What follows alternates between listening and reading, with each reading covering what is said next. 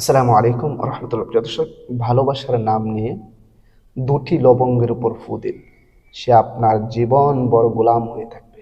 হ্যাঁ, আমি যেভাবে বলবো ঠিক সেভাবে দুইটি লবঙ্গ দিয়ে আমলটি করুন।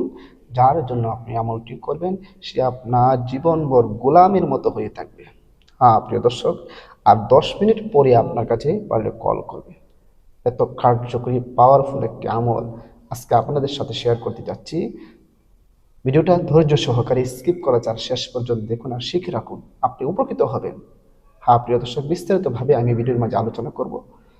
তবে ভিডিওটি শুরু করার আগে আপনাদের কাছে ছোট্ট একটা রিকোয়েস্ট, যারা আমার চ্যানেলের মধ্যে নতুন আছেন অবশ্যই চ্যানেলটি সাবস্ক্রাইব করে পাশে থাকা বেল আইকনটি বাজিয়ে দেবেন। প্রিয় দর্শক, আপনার একটি সাবস্ক্রাইব, আপনার একটি লাইক, আপনার একটি কমেন্টস, এই সবগুলো আমাদের উৎসাহ করেন।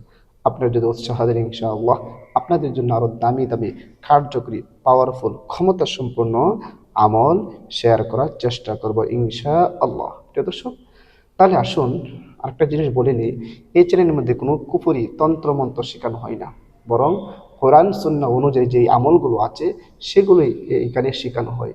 যেগুলোর দ্বারা ইমান ধ্বংস হয়ে যায় এমন কোনো আমল এখানে শেখানো হয় না, বরং ইমান বাঁচানো যায় সেগুলোই এখানে শেখানো হয়।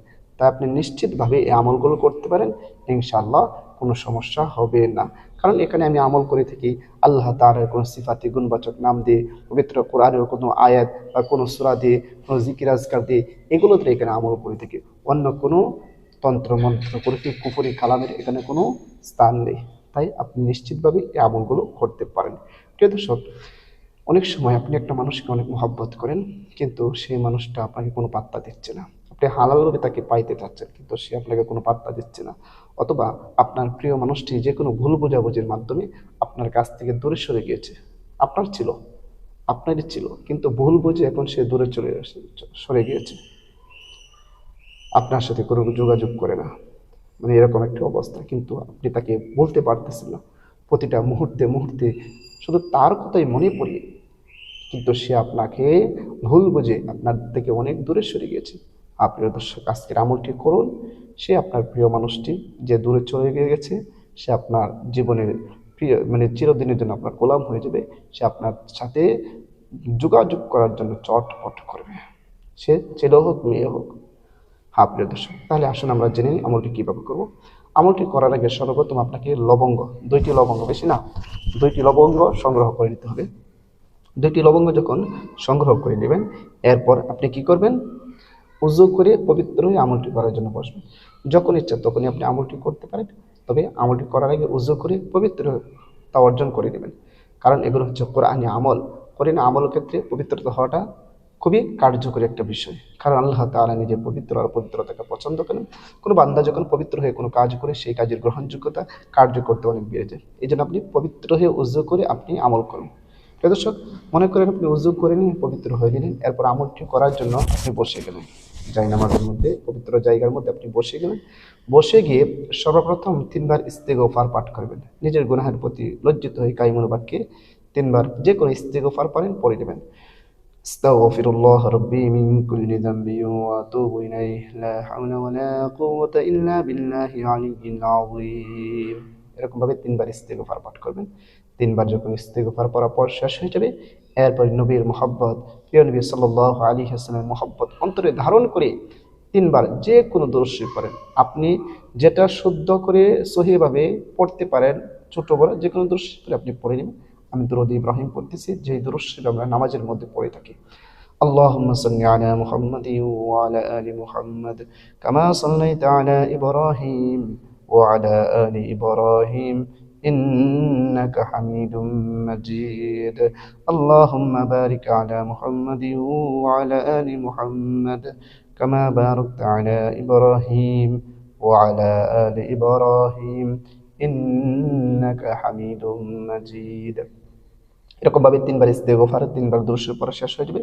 যাওয়ার পর মহান আল্লাহ তাআলার একটি সিফাতি নাম পড়বেন। আল্লাহ তাআলার সিফাতি নামের অনেক পাওয়ার। আল্লাহ তাআলা পবিত্র কোরআনের মধ্যে বলেছেন যে আল্লাহ তাআলার অনেক সুন্দর সুন্দর নাম আছে, তোমরা সেই নাম দ্বারা আল্লাহকে ডাকো।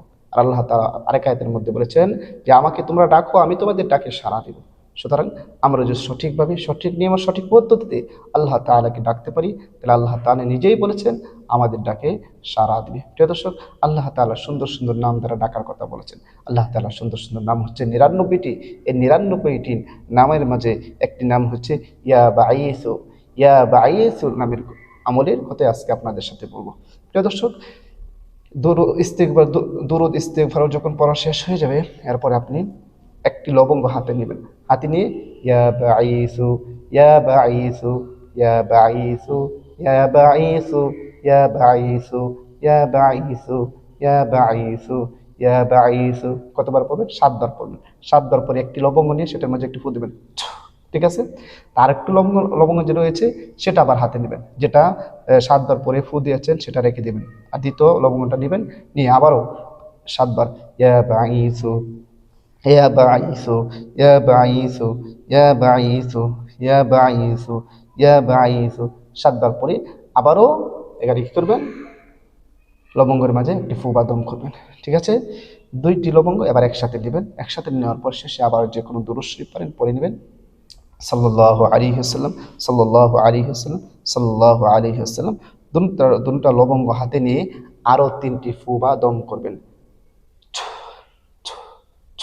এবং যার জন্য আপনি আমলটি করতেছেন তার নাম মনে মনে নিয়ে সেই আমলগুলো করবেন এবং লবঙ্গের মাঝে ফু দিবেন। আপনার আমল করা শেষ। আপনার আমল করা শেষ। এখন দুটা লবঙ্গ কি করবেন? এই লবঙ্গটা কি করবেন?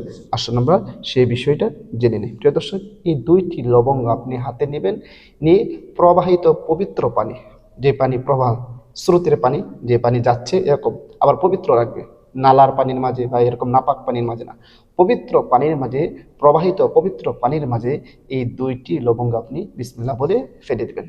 ঠিক আছে? আশা করি বিষয়টা বুঝতে পেরেছেন।